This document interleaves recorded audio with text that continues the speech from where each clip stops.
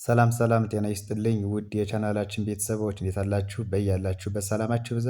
ለዚህ ቻናል አዲስ ከሆናችሁ በዚህ ቻናል አማርኛ፣ እንግሊዝኛ፣ ሂሳብና ሌሎችም ትምህርቶች ከጀማሪ እስከ ከፍተኛ ላሉ ተማሪዎች እያስተማርን እንገኛለን። የምናስተምርበት የትምህርት አማራጭ በኢሞ፣ በቴሌግራም፣ በዋትሳፕ፣ በጉግል ሚት እና ሌሎችንም የሶሻል ሚዲያ አማራጮች እየተጠቀምነ በሳምንት ለ5 ቀን በቀን ደግሞ ለአንዳንድ ሰዓት እያስተማርን እንገኛለን። ስለሆነም በየትኛውም ዓለማት ሆናችሁ መማር የምትፈልጉ ልጆች ስልካችን ታች ላይ አለ +251 ያስቀደማችሁ 974 75 64 21 ላይ ኢሞ፣ ቴሌግራም፣ ዋትሳፕ እንዲሁም በቀጥታም በመደወል በተመቻችሁ ሰዓት መማር ትችላላችሁ። ቻናሉን ላይክ፣ ሸር እና ሰብስክራይብ እያደረጋችሁ ቤተሰብ ሁኑ። በዛሬ ትምህርታችን ደግሞ የምንመማረው የአማርኛ ቃላቶችን በእንግሊዝኛ እንዴት መጻፍ እንደምንችል እናያለን ማለት ነው። ዛሬ እዚህ ጋር ሀንና ቤተሰቦቿን መሰረት አድርገን አንዳንድ የአማርኛ ቃላቶች አሉ። እንዲሁም ደግሞ ከዚህ ጋር ደግሞ እያንዳንዱ ቃላቶች እንዴት በእንግሊዝኛ ፊደል መጻፍ እንደምንችል በቀላል መንገድ አሳያችኋለሁ። እናንተ ከኔ ጋር አብራችሁ እያነበባችሁ እየጻፋችሁ እስከ መጨረሻው ቪዲዮውን ተከታተሉኝ። አሁን ወደ ትምህርታችን እንገባለን። ይቺ የአማርኛ ሀ ነች። አሁን በሀ የመሰረት ነው ቃል እዚህ ጋር ምን ይላል? ሀሰን ሀሰን ይላል። ሀሰን ለማለት ሀ የመጀመሪያ፣ ሰ የመጀመሪያ እና ን ደግሞ ከነ ቤተሰብ ስድስተኛ ፊደል አድርገን እንደዚህ ስንጽፈው ምን ተብሎ ይነበባል? ሀሰን ብለን ማንበብ እንችላለን ማለት ነው። እሺ አሁን እዚህ ጋር ሀሰን የሚለውን ደግሞ እንዴት በእንግሊዝኛ እንጽፋለን ነው። እዚህ ጋር በጥቁር ከለር የጻፉላችሁ በእንግሊዝኛ ፊደል ነው። ሀ ለማለት ኤች ኤ ነው የምንጠቀም። ሁሌም ሀ የሚል ድምፅ ካለ ኤች እና ኤ በአንድ ላይ ይነበባሉ። ስለዚህ ኤች ኤ ማነች? ሀ ነች ማለት ነው። ሰ ለማለት ደግሞ ኤስ ኢ ነች። ኤስ ኢ ሰ ተብላ ትነበባለች። ን ደግሞ ኤን ነች። ኤን እንደ ን ትነበባለች። ብቻዋን ብትሆን ኤን ነበረች። ነገር ግን ከቃላት ወይም ደግሞ ከሌሎች ፊደላቶች ጋር በአንድ ላይ ኤን ከመጣች እንደ ን እናነባለን ማለት ነው። ስለዚህ ይህን ስናነበው ምን ይላል? ሀሰን ብለን ማንበብ መጻፍ እንችላለን ማለት ነው። ሀሰን።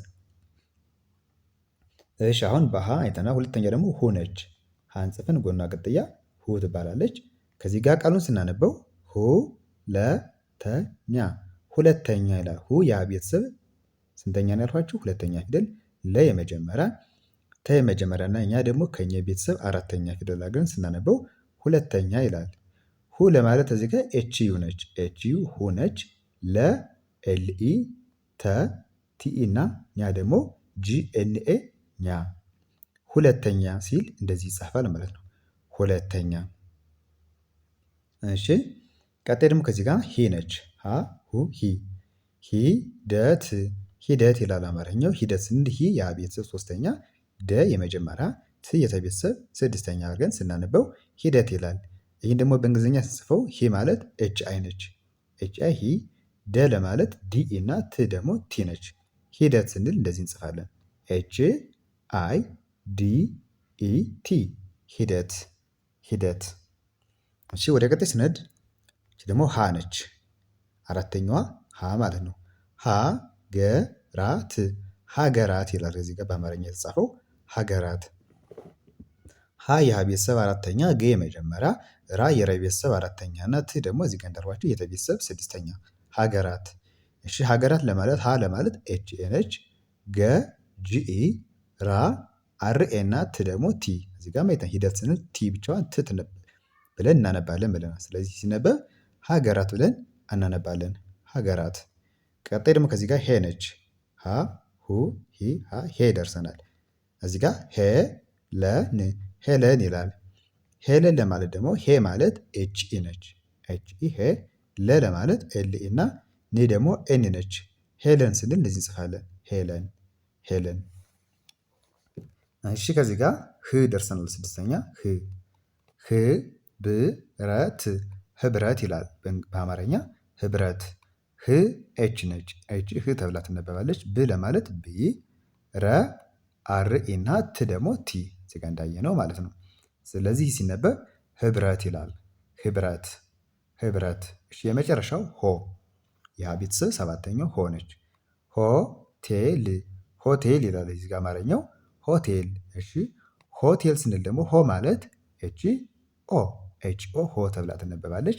ቴ ቲ ኢ እና ል ደግሞ ኤል ሆቴል ሲል እንደዚህ ይነበባል ወይም ደግሞ ይጻፋል ማለት ነው። ሆቴል።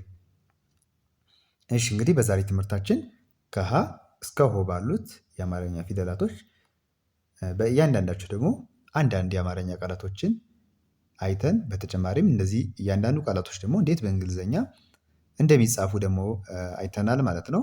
በቀጣይ በሌሎች ትምህርቶች እመለሳለሁ።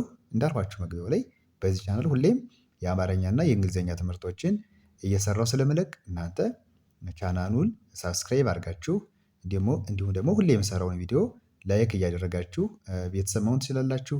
በቀጣይ በሌሎች ትምህርቶች እስከምመለስ በያላችሁበት ሰላም ሁኑ ባይ